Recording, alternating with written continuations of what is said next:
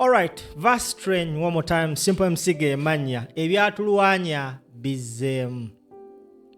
Luno olutalo tuliyita oba olw'omubbengazi oba olw'ewa olubaluseewo gye mutabeera eyo ku mukutu ogumu ogumanyikibwa nga Snapchat eriyo kitokota. Apparently ensonga ya Hamza kwogatta ne Rema n'amakula okugamba nti baayawukanya amawulire agabadde gatambudde, bantu bangi bapiikinze interest mu mawulire gano. One of those was Zari. Zari yavuddeyo n'atabukira ba TikToker n'abo bonna ba bloggers abafuula ensonga ya relationships z'abannaabwe ekyokulya. Abadde mukambwe ennyo eri abo abayingira mu nsonga z'abantu ne batandika okuzaasanguza ku mikutu egy'enjawulo. Era bassebo ne bannyabo, Zari olwayogedde bino ku mukutu ogwa Snapchat, abamu baabisazeeyo ne babiteeka post eyo gy'olengera gye yataddewo yabadde si musanyufu n'akamu eri abo ababadde bagezaako yingira oba okwogera oba otteeka ebigambo mu relationship ya Rema ne Hamza. Now, some of the people we know ku social media abali so vocal ate nga tebanyigirwa mu ttooke, Ssenga Asidi avuddeyo kyakoze Zari. Oh mamanze. Ssenga Asidi akoze ati Zari n'akapale k'omunda n'atulaga ne nudes za Zari ng'amugamba lekerawo sinika amannyo because si egwa atuukiridde okwogera ku nsonga ezimu. Saagala nnyo okwogerera abantu, wuliriza ebigambo Ssenga Asidi byagambye Zari, nange mu butuufu mpulira ono omukazi muwadde ekyoba chairman asabula. Tambuza video verse train 256 gwe mukutu subscribinga fe tubikutuusaako nga webiri tetubitemamu. Watch the clip. Ngato kumitinga nga suicide tubakubalire ngato nga bananga abantu mwagala tubogereko ngato kumitinga nga suicide abantu bonna mboyagadde abampi abawanvu abaki musajja wa Mary Bata mbwe twamugamba abantu mbate wetuga please wamma mwebale wera katugende mu maaso nekutuleta kanyampya jjula nti bonna muka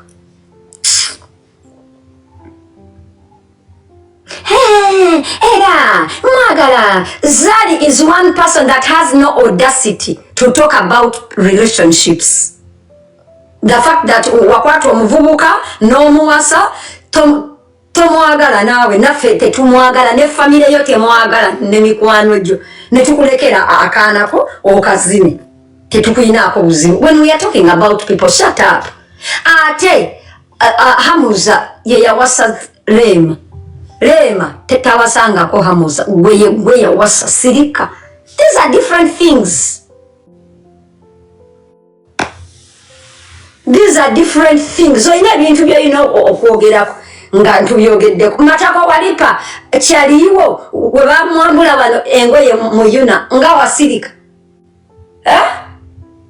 Nga wasirika bano nga bambuddemu matako walipa underwear mu yuna. Matako walipa bano nga atambula nga alebeza amanege mu yuna. Wasirika becheche. Lwaki tewajja n'omukolera postinga omuwoya. Rema, Rema nywera omubulirira ngani? Wama Rema nyweza omubulirira ngani? Wali ofumbiddwako, wafumbirwa omusajja ogwo abalala bonna gwabadde nga awasa. Please, ani omulala? Subi Queen yakoza Subi Queen oli otya nga tetunnatandika kusoma. Subi Queen oli otya baana mmwe ndeeto bulijjo ndeeto olugambo mbanyumiza mbu Subi Queen agenda wasa namutangamba mbu Subi Queen yali mukazi wa Ali Muzungu. Mukimanyi mbu nno nakitegedde ennaku bbiri emabega obambeera wa mwe ne mutangamba mbu Subi Queen omwezi ogwokuna omwezi ogwokuna Subi Queen yali mulaavu ne ali muzungu era nga abalaga nti this is the day that the Lord has made. Olwaleero ali muzungu talina ye agenda kuwasa musajja mulala. Subi nabadde nkusanyukiddeko nga mulingamba oyina omusajja. Subi Queen oyo omusajja tomwagala ekisooka naye mwennyini takwagala kyekyokubiri. Ekyokusatu wakoze embaga oyagala. Tosobola kuŋŋamba nti 4 months ago wali mulaavu ne ali muzungu. Owulira? Tosobola kuŋŋamba nti emyezi ena emabega wali mulaavu ne ali muzungu. Mugwokuna mbu kati ogw'omwenda oli mulaavu n'omusajja omulala ogenda mukubambaga. Gwe Kibosi Lady yasamira muli Fred we waawa ali muzungu teyakola interview.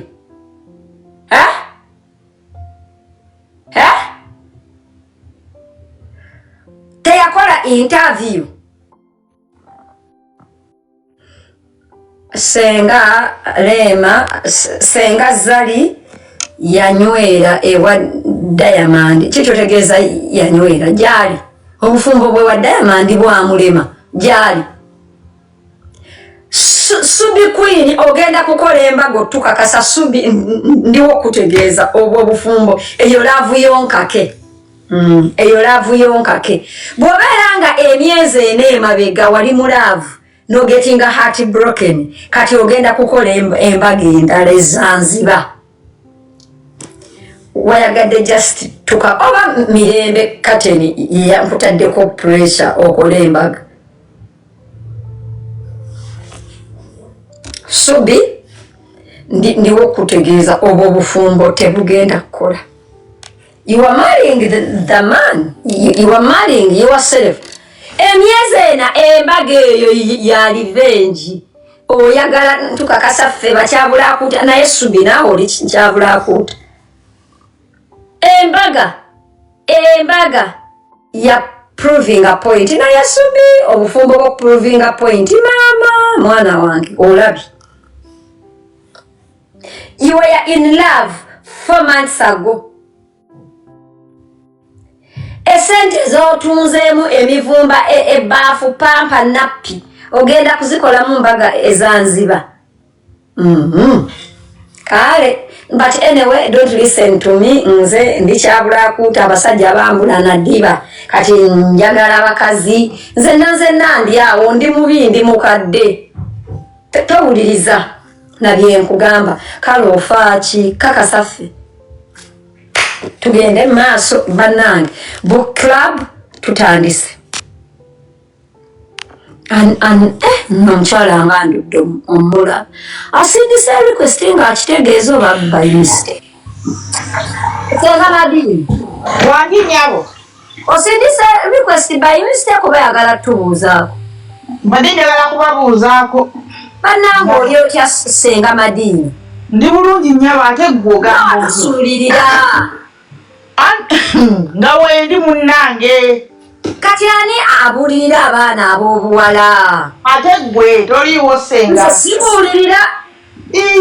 Weeterako n'akagambo Ssenga obadde obulira Zari ng'omugamba abuulirira Rema mu ddiru ki? Amubuuliriranga ani? Ali ku Rema amugamba mbu lwaki tosimanyi wamma Rema kunyweza ekintu kyo? Lwaki ye teyanyweza Diamond? Lwaki yanyweza Diamond? Lwaki yanyweza Ivan? Omusajja n'atuuka n'okufa depression. Depression nga amukiitinga. Lwaki yanyweza Brian White? Lwaki yanyweza musajja wa Mary Butter? Abasajja banyweza nga bamubuukako bubusi nga badduka. Lwaki teyanyweza Lugude? Lwaki teyanyweza Faruku Sempala Zari? Zari sirika. Totugamba bintu bya kunyweza. Kitoto kinnumye nga comment ogisoma nengamba ono omusiruka mukwese. Lwaki yete yanyweza ani? Oyinza otya okuwulira abafumbo mbuno munyweza obufumbo naye nga naye nnyo obubwe bwamulema. nekyagala obwayinamu abaana ababiri bw'olwokuba omusajja yakiitinze n'addukayo tasobola kugumikiriza omusajja ne mukuli ababiri muli makaago azifu kati Shakibu takiitinga ali mujjawo atakiitinga nodduka mu maka g'olinamu abaana babiri n'ogenda ozunga n'akabuuka akato kali kalungi nnyo kalina ssente ate ne kirala ekyo ekyokugamba imbu wamma nyweza obufumbo Zari ebigambo ebyo ayina bigamba Sakibu kubanga Zari ye yawasa Sakibu ye mukyala bw'alina okubuulirira naye tabulirira Rema ayina abasenga be bangi ayina Halima Namakula Mulamba amubuulirira tekirina tabu kubuulirira muntu singa kiba kisaanidde naye enyiri yalemwa n'adduka ewa Diamond n'addukayo mu Diamond yakisima yafunye akawala kanaakato kaani alina abaami abalala ng'aba after that man betumanyi omukazi omukulu oyinza okunoba mbufumbo omukulu omusajja yakiitinze n'oddukayo ate ng'olina namwandu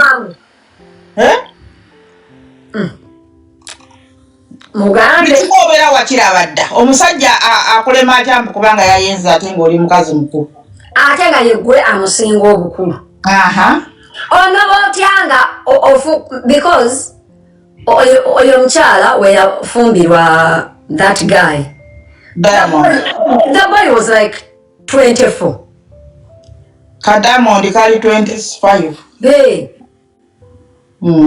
novaayo ate nga oli namwandu ate nga kalina ne ssente sigamba nti kakalina n'erinnya akalina n'amakaga n'ogezaako okalemesa obufumbo bwako obulala bwonna obujja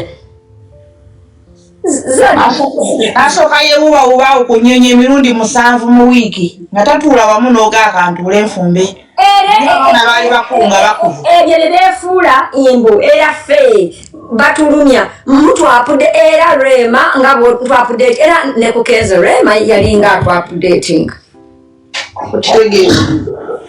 temutugambe ebyo bintu byakirungi naye senga Madina tusaba otufunireyo olunaku ojenga wano once a week obulirira abaana bo ab'obuwala n'ab'obulenzi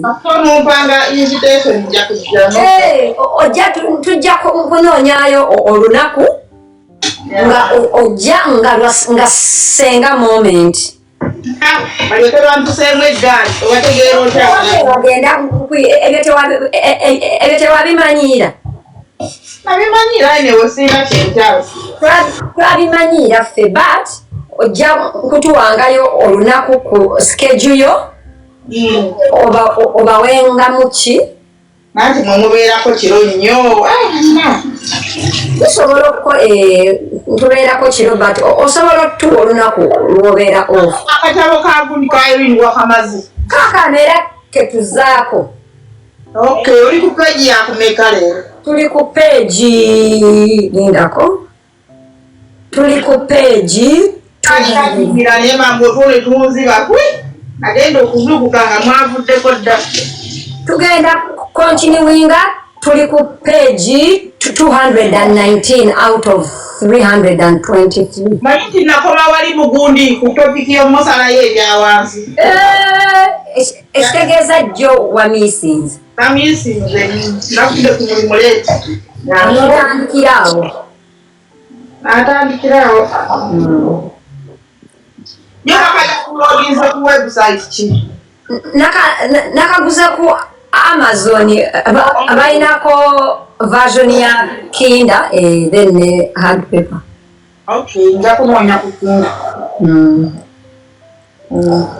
kale n'abaana bateeseemu kale mukwano babayi funawe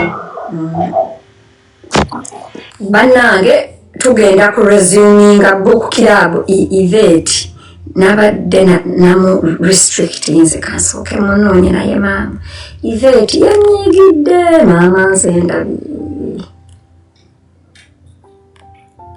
event yanyigidde ate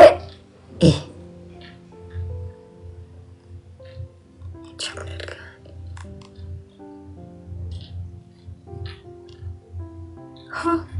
Muloza Yvette teyambulookinze. Baana kasooke nanyewa. Mama! It is on. Let me unrestrict her. Unrestrict.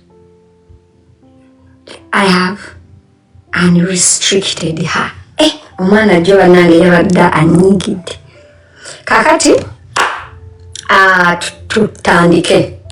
Ne mutapinge live mugisharing. So twakomye wali nga bagenda. Okay, as I was approaching the due date for the birth of my first baby, I longed for my mother's guidance and support for advice. I was lucky I had my husband for support during this time. I later learned she had found a job in the UK and settled into a 9 square meter room with Nicholas.